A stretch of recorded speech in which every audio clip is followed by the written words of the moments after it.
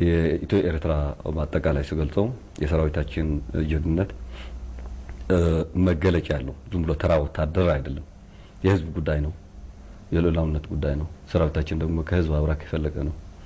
ለህዝብ በህዝብ ሁሉም እንትን የተቃኘ ነው። ስለዚህ ይሄን በህዝባችን ሉዓላዊነት በአገራችን ሉዓላዊነት የተከሰተ ድፍረት የተከሰተ ወረራ ስለነበር ሰራዊቱ ህዝቡም ሰራዊቱም አንድ ሆኖ ሰራዊቱ በጀግንነት እንዲዋጋ የህዝቡ ሞራልና የህዝቡ አደራ ከፍተኛ ነበር።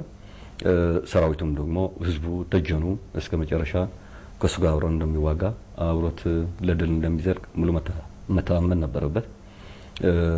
ስለዚህ በዚህ ላይ የሰራዊታችን ጀግንነት በዚህ ብቻ ብለህ ልትገልጸው የምትችል ጉዳይ አይደለም። እስከ ጥልቀት ውጊያ ሲሄድ ምንም ሳይጠራጠር የጥልቀት ውጊያ ያልኩ ጠላትን በግራና በቀኝ ትተው ማለፍ ነው። ሁለተኛ ደግሞ በመሃል ጠላትን ብሬክ አድርገህ ወደ ውስጥ ገብተህ በስተጀርባ ጠላት ላይ ሄደህ የምትዋጋ ነው። ይሄ ሲያደርግ ሰራዊታችን የተረጋጋ ሰራዊት መሆን አለበት። በስነ ልቦናዊ እና በሞራላዊ በጣም ጠንካራ ሰራዊት መሆን አለበት።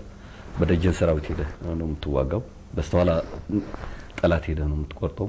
ስለዚህ ይሄ ስናደርግ ጠላት በተኛበት በስተኋላው ሄደን ስንዋጋው የሰራዊታችን ጀግንነትና የሰራዊታችን ስነ ልቦና ምን ያክል መሆኑ በዚህ ሊገለጽ የሚችል ነው። የኢትዮጵያ መከላከያ ሰራዊት በዓለም ላይ በጣም ተፈላጊ